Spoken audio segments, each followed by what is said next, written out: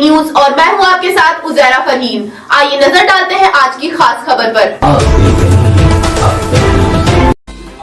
सुरेश मदही ने काली मेला ब्लॉग से जानकारी देते हुए बताया, सामाजिक कार्यकर्ता श्री ललित नारायण मतकामी जो दंडकारण्य मुनि संगठन भारत के राष्ट्रीय सचिव हैं, वे जमीनी स्तर पर गरीब लोगों के लिए कड़ी मेहनत कर रहे हैं और हर शिकायत के समाधान के लिए जिला प्रशासन को भी सूचित कर रहे हैं।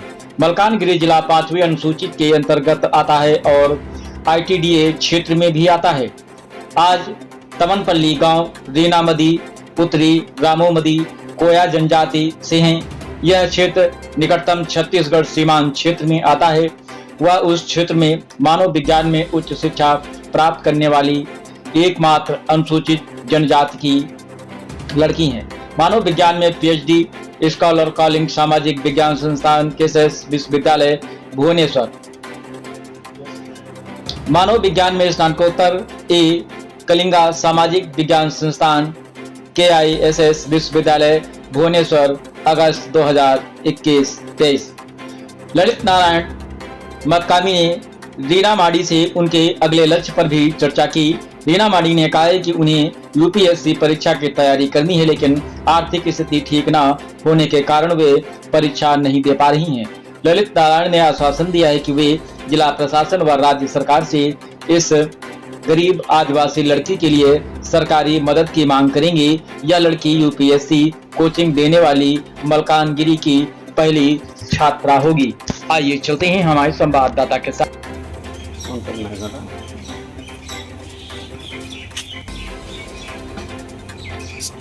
समस्तों को मेरा नमस्कार।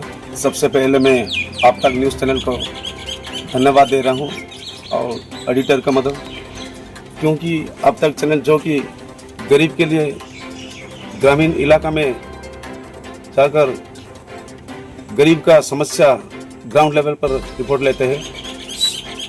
उससे पहले मैं मेरा परिचय दूंगा।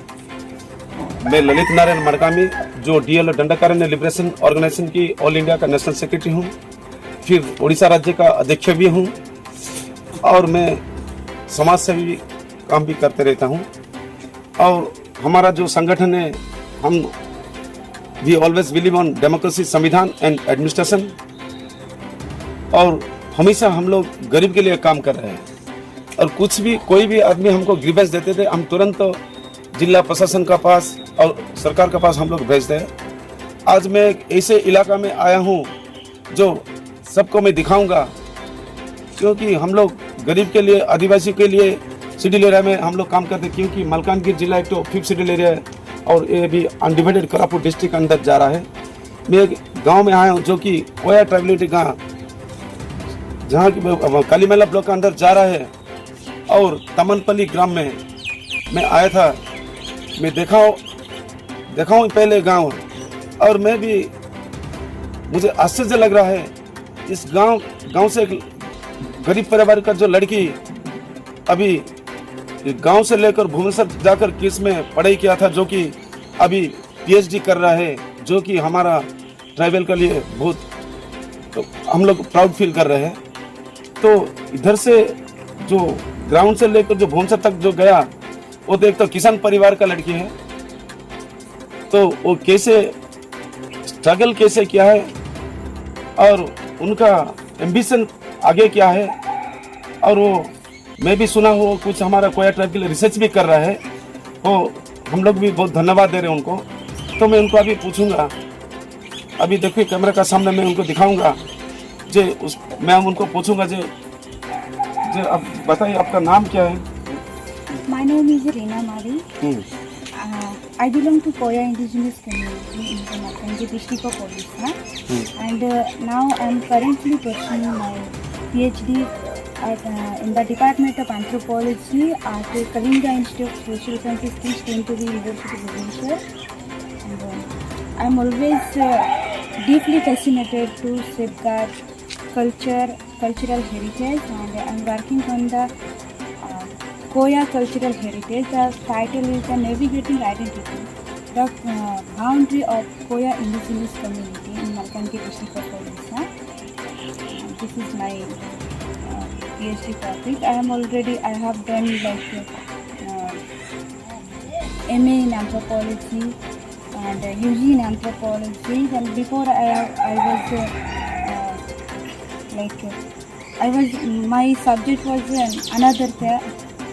So कैसे मैं उसको एंथ्रोपोलॉजी का मतलब क्या मुझे नहीं पता था. बाद में जब मैं एंथ्रोपोलॉजी को सब्जेक्ट चुना हूँ, क्योंकि वहाँ पे मुझे सुनने को मिला है कि कैसे कल्चरलिटी एंड सोसाइटी को हम स्टडी कर सकते हैं. एंथ्रोपोलॉजी एक ऐसा सब्जेक्ट है कि जिसमें हम micro level study of the society, any society, सिर्फ एक कोया सोसाइटी नहीं है. इसीलिए मैं ऑटो एथनोग्राफी स्टडी मेथोडोलॉजी लेके हमारी सोसाइटी को स्टडी करना निकली हूँ, क्योंकि हमारे कोया समुदाय में कोई ऐसा नहीं है जो मैं स्टडी रिव्यू करने के बाद मुझे पता चला कि कोई कोया का कोई एक ऑथर नहीं है. तो मैं एक कोया की ऑथर होके बनकर आना चाहती हूँ इस इंडिया लेवल में कि कोया इतना पीछे नहीं है, जो कि मैं आगे एक ऑथर बनना चाहूँगी कि मेरे पीछे जनरेशन के लिए वो एक लेसन होगा कि वो लोग अवेयरनेस होंगे कि हम भी कुछ कर सकते हैं आगे जाके. तो मैं भी अभी सुना हूँ, आप भी कुछ दिन हुआ तो आप तो गांव में आए हैं. मैं भी सुना आप कुछ भी रिसर्च किया है अभी कुछ दिन के लिए. तो आप क्या रिसर्च किया है? थोड़ा हमारा ट्राइबल प्राइमरी कम्युनिटी के बारे में थोड़ा बोलिए. मैं ऑल टोटल एथनोग्राफी स्टडी किया हूँ, जैसे कि starting point marriage ritual, how the Koya community the practices marriage in the like I have chosen 50-year range in the 2025 and 1972. So how? So what is the difference between in the modern world and also primitive life? तो कैसे अभी भी marriage practice वैसे है या नहीं है? तो अगर नहीं है, किसी लिए नहीं है? मैरिज प्रैक्टिस से लेकर बात रिचुअल, डेथ रिचुअल, ऑल्सो उसके बाद हमारा यहाँ मई महीना में कोया समुदाय का सबसे बड़ा बिगेस्ट फेस्टिवल है विजय पांडव. उसके ऊपर भी मैं कुछ डॉक्यूमेंट्री किया हूँ, जिसको मैं मेरी थीसिस लिखने में काम आ जाएगा, और उसको मैं एलेबरेट करूँगी कि आज भी हम प्रैक्टिस करते हैं, बट कुछ चेंजेस हुआ है. क्यों चेंजेस हुआ है उसको मैं पॉजिटिवली रिप्रेजेंट करना चाहती हूँ. तो अभी तो रिसर्च कर रहे हैं. फिर अभी मैं भी सुना हूँ जो आप भी यूपीएस के लिए भी प्रिपेयर होने जा रहे हो. तो अब क्या बोलना चाहते हो यूपीएस के लिए? सर मेरा एक ही मेरे सुपरवाइजर डॉक्टर सुश्री संगीता नाम थी, वो हमेशा कहती थी कि यूपीएससी एंथ्रोपोलॉजी के लिए बहुत अच्छा है, क्योंकि एंथ्रोपोलॉजी स्टडी करते हैं society and micro level study of the culture. तो मेरा एक है कि अगर मैं एक डॉक्टरेट बन सकती हूँ, जब डॉक्टरेट के लिए इतना स्ट्रगल किया हूँ, तो यूपीएस के लिए मैं बहुत कोशिश किया कि कोचिंग करूँ, तो ऑनलाइन हो ऑफलाइन हो. फिर भी घर की परिस्थिति, फाइनेंशियल कंडीशन के कारण मैं 3 साल से कोशिश तक ही रह गया. अभी तक कहीं भी एकेडमी में एडमिशन नहीं कर पाई थी यूपीएससी की कोचिंग के लिए. तो आगे अगर मुझे यानी कि सरकार की तरफ से कुछ अगर मिल जाए तो मैं करूँगी सर. आगे जाके आई विल बी डू. अब मैं एक तो आपको क्वेश्चन पूछना चाह रहा हूँ, अगर तुम यूपीएससी अगर सक्सेस हो जाएगी तो आप क्या करना चाहते हो? हम भी थोड़ा सुनना चाहिए. यूपीएससी अगर मेरा हो जाए तो मैं सबसे पहले हमारे समुदाय, सिर्फ हमारे समुदाय नहीं, इंडिया में जितने भी ट्राइबल समुदाय हैं, जितने भी ट्राइबल कम्युनिटी के अवेयरनेस, फर्स्ट हम यूथ को ही अवेयरनेस देंगे सर. जब भी यूथ ही आने वाला दिन को वो आगे ले सकता है. जैसे फर्स्ट मैं सबसे ज़्यादा फोकस करती हूँ कल्चर. जब कल्चर ही नहीं है वहाँ पे आइडेंटिटी नहीं है सर. जब कल्चर ही लॉस हो गया, आइडेंटिटी लॉस ही हो गया सर. मैं अगर बोलूँगी, मैं आज यूपीएससी क्लियर किया तो मैं एक माड़ी फैमिली से बिलोंग करके भी जाके मैं भुवनेश्वर या बड़े बड़े शहरों में रह जाऊंगी तो गांव में आके गांव वालों से मैं मिलजुलना सबसे अलग हो जाऊंगी। दूसरे कल्चर से मैं असिमिलेटेड बस हो जाऊंगी तो सर मैं शायद मेरा पढ़ाई करने का कोई मतलब ही नहीं होगा। मैं गांव की सेवा करना चाहती हूँ। कहाँ पर जहाँ पर भी अन्याय होता है उसको मैं समस्या को समाधान करना चाहती हूँ। तो अभी तुम्हारा पिताजी क्या कर रहे हैं अभी? मेरा पिताजी एक फार्मर है और मेरी माता जी हाउसवाइफ है। और घर में कौन कौन रहते हैं सब लोग? मेरे पापा, मेरे मम्मी, भाई, बहन, बहू। अभी सरकार को क्या बोलना चाहते हो? जो तुम्हारा पढ़ाई के लिए, अगर आप यूपीएस के लिए अभी प्रिपेयर होंगे, कोचिंग में जाएंगे, तो सरकार को क्या बोलना चाहते हो? अभी यही चाहते क्या हैं हेल्प चाह रहे हैं? अगर मेरी जैसी मैं भी अग्रेसिव हूँ कि यूपीएससी कोचिंग करने के लिए, अगर मेरे जैसे यूथ भी कोई भी चाहे वो पीएचडी करे या ना करे, graduate qualification is necessary for UPSC coaching के लिए। मैं यही चाहूँगी कि अगर सरकार हमारे लिए कुछ सुविधाएं देते तो हम आगे जाके पढ़ने के लिए, आजकल सर कोचिंग के लिए ज़्यादा फाइनेंशियल ले रहे हैं, जैसे कि जिसकी वजह से हमारे गरीब बच्चे लोग जा नहीं पाते हैं, पढ़ाई करके घर में रह जाते हैं। बहुत बच्चे ऐसे हमारे गांव में भी बहुत बच्चे हैं ग्रेजुएट करके घर में ही रह चुके हैं। उनको मैं जैसे एग्रेसिव हूँ, जो बच्चे एग्रेसिव है उनको अगर वही सुविधा मिलता तो अच्छा होता है। सही बात है।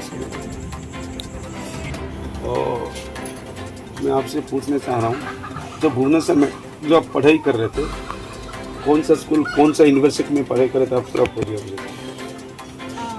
मैं अभी कोचिंग कर रही हूँ Kalinga institute of social sciences university और किट यूनिवर्सिटी में। मैं जब यूजी पढ़ाई किया अंडर द किट यूनिवर्सिटी, अभी मैं पीएचडी कर रही हूँ किस यूनिवर्सिटी के अंदर में। और सबसे ज़्यादा पहले मैं हमारे माँ बाप को धन्यवाद देना चाहते हैं कि उनकी स्ट्रगल के कारण, उनकी सपोर्ट के कारण भुवनेश्वर तक पढ़ने गई हूँ, जा पाई हूँ। और दूसरा वो है कि हमारा गुरु है जो हमको फ्री एजुकेशन दे रहे हैं। कौन है गुरु? कौन है? डॉक्टर अशोक समंत सर, जो कि सोशल वर्कर है, समाज सेवी के। हमारी आदिवासी हर एक बच्चों को फ्री एजुकेशन के साथ फूडिंग, लॉजिंग सब कुछ फ्री में हमको वहाँ देते हैं, जिसके कारण मैं 2017 से लेकर अभी 2025 तक वहाँ मैं पढ़ाई कर रही हूँ।